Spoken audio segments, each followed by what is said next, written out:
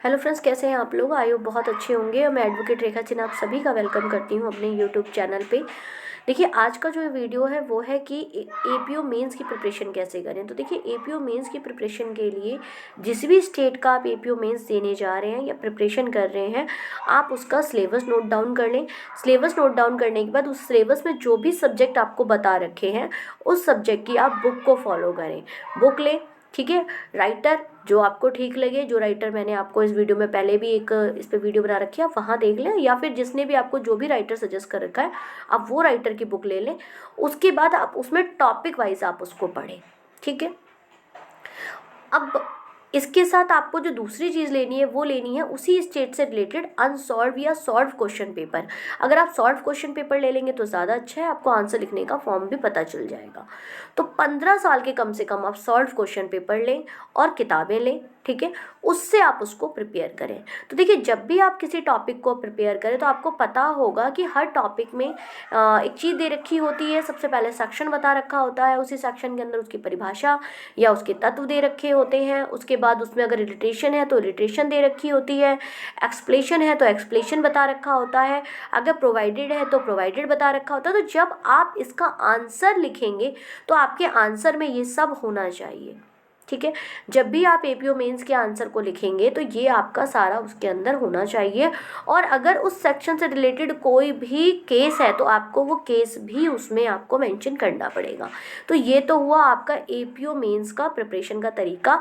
और एग्ज़ाम जो देने का तरीका है बच्चे, वो वही होता है जो आप लोग लॉ के एग्ज़ाम में देकर आते हैं। लॉ के एग्ज़ाम में भी तो हम यही करते थे ना, पहले हम उसकी थ्योरी लिखते थे, उसके जो आवश्यक तत्व हैं वो लिखते थे।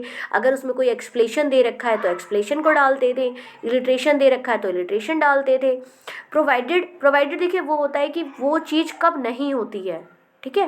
जैसे मान लीजिए हत्या है तो हत्या इस तरीके से बनेगी, लेकिन अगर वो चीज़ नहीं है तो वो हत्या नहीं बनेगी, उसको क्या कर देते हैं, प्रोवाइडेड दे देते हैं। यानी कुछ लॉ जो आपसे अलग से कुछ और भी कहना चाहता हो उसको प्रोवाइडेड कहते हैं। तो अगर आप उससे रिलेटेड कोई भी क्वेश्चन कर रहे हैं और उसमें प्रोवाइडेड दे रखा है तो आपको आपके आंसर में प्रोवाइडेड भी लिखना होगा, ठीक है। केसेस हैं उससे रिलेटेड, जो बहुत फेमस केसेस हैं, लॉ केसेस हैं, वो भी आपको उसमें डालने होंगे। तो ये तरीका होता है मेंस का आंसर लिखने का, कोई रॉकेट साइंस नहीं है, ठीक है। जैसे मान लीजिए फॉर एग्जांपल कि एक क्वेश्चन है, मैं आपको बताती हूँ कि एक क्वेश्चन है, आपराधिक षड्यंत्र को स्पष्ट कीजिए। तो आप इसको क्या करेंगे, इसमें आप क्या डालेंगे, सबसे पहले आपराधिक षड्यंत्र की परिभाषा तथा उसके आवश्यक तत्व बताएंगे, है ना। तो इसमें क्या हुआ, सबसे पहले कौन से सेक्शन में आया, 120A में आया।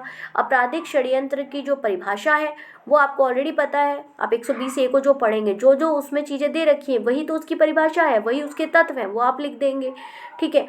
उसके बाद 120A का जो प्रंतुक है, आप जब देखिए जब आप पढ़ेंगे ना बुक को, या आप कई बार आपने बेयर भी देखा होगा तो प्रोवाइडर जो होता है वो लिखा होता है ना। तो जब आप बुक से इसको पढ़ेंगे तो देखिए सबसे पहले आपको लिखा होगा उसके आवश्यक तत्व, परिभाषा, आवश्यक तत्व, प्रोवाइडेड, एक्सप्लेशन या इलिट्रेशन, ये सारा होगा। और अगर कोई उसमें केस है तो उसका केस का भी जिक्र होगा। तो बस जब भी आपसे क्वेश्चन पूछा जाता है तो आपको वही लिखना, आपको आंसर के अंदर है और कुछ नहीं करना, ठीक है। तो हमने क्या करा, पहले हमने लिखा कि आपराधिक षड्यंत्र को स्पष्ट कीजिए, क्वेश्चन में आया था तो हमने क्या लिखा, आपराधिक षड्यंत्र की परिभाषा तथा आवश्यक तत्व बता दिए हमने। उसके बाद हमने बता दिया जी धारा में प्रोवाइडेड भी है, वो प्रोवाइडेड बता दिया। फिर हमने बता दिया कि भाई इसका जो एक्सप्लेशन है वो बता दिया कि धारा 120 के स्पष्टीकरण के अनुसार ये बातें कही गई हैं, वो बता दी। फिर इसकी अगर उसमें टिप्पणी दे रखी है तो फिर हमने उसको टिप्पणी भी लिख दी कि भाई दो या दो से अधिक व्यक्ति का क्या है कि एक से अधिक व्यक्ति, एक से दो से कम व्यक्ति हैं तो इस एक्ट को कर ही नहीं सकते, क्रिमिनल कॉन्स्पिरेसी बन ही नहीं सकती, उसको थोड़ा सा एक्सप्लेन कर दिया, ठीक है। तो ये सब ऑलरेडी बुक के अंदर आपके पास है। तो जब आप बुक को पढ़ेंगे तो ऑलरेडी आपको पता चल जाएगा कि ये चीज़ें मुझे इस आंसर में लिखनी होगी, इसीलिए मैं आपको टॉपिक वाइज पढ़ने के लिए कह रही हूँ।